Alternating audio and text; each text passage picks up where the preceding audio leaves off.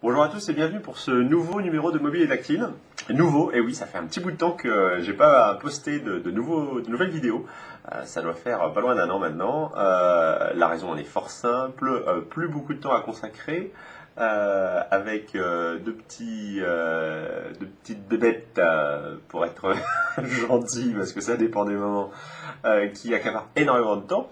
Et donc le peu de temps disponible, on va dire aller 2, 3, 4 heures par week-end, qui correspond grosso modo au temps des siestes, et ben c'est pas évident de les consacrer à autre chose qu'à, je dirais, c'est l'utilisation de tous les petits produits que je vous présente à longueur de vidéo. Donc voilà, donc pas très simple de poster. J'espère réparer en partie mon retard, rattraper mon retard aujourd'hui. Pas beaucoup de changements quant à la forme de ces vidéos. Des lunettes aujourd'hui parce que je suis un peu fatigué et lentilles, c'est pas très bon. Par contre, beaucoup de nouveautés au niveau des acquisitions réalisées. Vous allez le constater. La dernière fois que vous avez présenté quelque chose lors d'un inventaire du parc, où je ne sais plus exactement de ce que je vous présentais, le fait est que j'en étais resté à Nokia E2 qui était ma dernière acquisition. Et l'un de mes fidèles lecteurs avait fait remarquer justement que c'était a priori pas du tout adapté à l'usage que j'aurais dû en faire, puisque j'étais plutôt quelqu'un partisan de l'Instant On, partisan un certain nombre de choses qui a priori ne correspondaient pas du tout à ce que proposait un Nokia. Il avait complètement raison. Le Nokia a duré 3-4 mois, il a été revendu rapidement et j'ai procédé à un échange standard contre un HTC Shift que je vais vous présenter dans quelques instants. Donc cette personne avait vu juste, je préfère l'Instant On et d'autres gadgets un peu plus intéressants que l'Okio. Le fait est qu'entre-temps, malheureusement pour Okio, la société a fait faillite. Et comme quoi, a priori, l'avenir était soit dans la miniaturisation, mais en même temps avec des tarifs abordables, ce qui n'était pas du tout le cas de Lokio à l'époque. Donc voilà. Bref, faisons fi du passé. Nous sommes actuellement en 2010, janvier 2010. Donc je vous propose un certain nombre de revues pendant plusieurs minutes. Je pense que je vais découper cette vidéo en plusieurs parties. Plusieurs vidéos des différentes acquisitions que j'ai réalisées au cours de ces derniers mois, puisque même si je ne postais pas, vous pensez bien que je continuais à faire acquisition d'un certain nombre de produits. Et parmi ces différents produits, je me propose aujourd'hui de vous en présenter 4. Je me garde pour la fin celui-ci, qui est la plus récente acquisition que je vais développer dans quelques instants. Je vais commencer par des produits un petit peu plus simples, je dirais. Simple façon de parler. Premier produit, un picoprojecteur. Alors je n'ai pas acheté tout ça à Noël, le Père Noël a été très généreux avec moi, mais tout ça n'est pas arrivé à Noël, c'est venu au cours des derniers mois. Un picoprojecteur, un Neptec V10 Plus. Alors qu'est-ce qu'un picoprojecteur? Difficile de vous en faire la démonstration en pleine journée comme aujourd'hui, si ce n'est par des efforts de logistique un peu complexes. Enfin bref, c'est un projecteur de poche qui va vous permettre d'envoyer une image contre un mur, contre un écran. Ça se présente de la façon suivante. Donc là, vous allez, je vais éblouir l'objectif dans quelques instants. Voilà. Donc là, ce que vous voyez, c'est la projection d'une image que je peux donc envoyer sur n'importe quelle surface, si possible bien évidemment blanche, dégagée. Là, ça va être difficile de voir quoi que ce soit puisque voilà, j'essaie de vous montrer les choses, mais c'est pas forcément évident.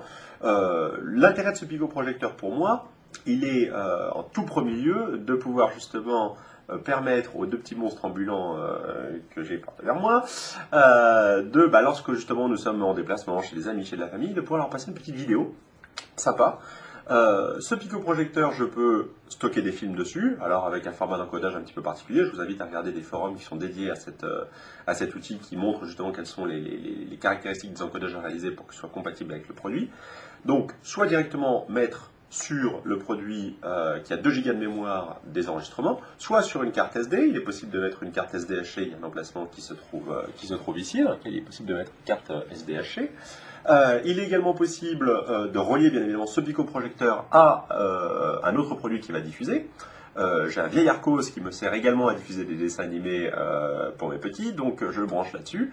Et voilà, je me retrouve avec un home cinéma de poche. Ça, plus l'Arcos, j'ai une bibliothèque fantastique qui me permet justement, et des outils fantastiques qui vont me permettre de passer des petites vidéos. Allez, je dis pour mes enfants, mais c'est un prétexte pour moi aussi, j'avoue, de temps en temps je l'utilise, des clips, enfin bref, peu importe. Vous avez donc l'équivalent d'une très bonne télé. Plus vous avez de recul, plus l'image est grande, mais bien évidemment, plus la luminosité est faible. Donc, pour être honnête, la qualité est de mise lorsque vous projetez sur l'équivalent pour avoir l'équivalent d'un écran de 42-46 pouces, pas plus. Plus vous reculez, plus ça va devenir, ce sera bien pour passer des clips, mais pas pour regarder un film sur une longue durée. Mais un très très bon produit, surtout qu'il est vendu avec un bundle très intéressant. Vous avez un petit trépied, vous avez de quoi donc effectuer les branchements, relier les différents câbles. Vous avez une petite télécommande qui va vous permettre de prendre le contrôle à distance du produit. Point à signaler également, ce produit vous permet d'enregistrer également. Vous avez la possibilité à travers les menus, c'est la version plus, donc d'enregistrer également la source vidéo qui va rentrer à l'intérieur. Donc, typiquement, vous êtes chez des amis et vous voulez enregistrer une vidéo qui sont en train de vous diffuser vos amis. Par exemple, une vidéo que vous avez prise avec je prends mon cas, un N95, vous branchez dessus, vous pouvez enregistrer la vidéo, la diffuser ou l'enregistrer. Ça dépend dans ce que vous voulez en faire. Produit très très intéressant parce que, encore une fois, il est très très compact. L'autonomie, donc il a une batterie qui est rechargeable. L'autonomie est elle aussi tout à fait correcte. Bon, je vous conseille quand même d'emmener avec vous les câbles pour pouvoir procéder au rechargement, sachant qu'il y a deux possibilités, ou un rechargement par prise secteur assez rapide, ou un rechargement via une prise USB. Donc, si vous, un petit peu plus long bien évidemment. Donc, si vous voulez vous passer d'avoir à prendre le gros chargeur secteur, si je puis dire, vous pouvez utiliser le cordon USB, qui va vous servir également à utiliser le produit comme une sorte de clé USB, et donc de pouvoir mettre dessus les films que vous aurez préalablement réencodés si nécessaire. Je l'avais acheté avec un bundle où il y a également les enceintes. Là aussi, donc vous avez la possibilité d'avoir un son beaucoup plus intéressant que le son qui est proposé par défaut en standard sur le produit. Vous avez ici et là donc des haut-parleurs. Bien évidemment, avec ceci, le son prend une autre dimension. Ça ne vaut pas du 5.1 bien évidemment, mais ça permet d'avoir quelque chose de tout à fait correct lorsque vous voulez diffuser ça à un auditoire pas trop important.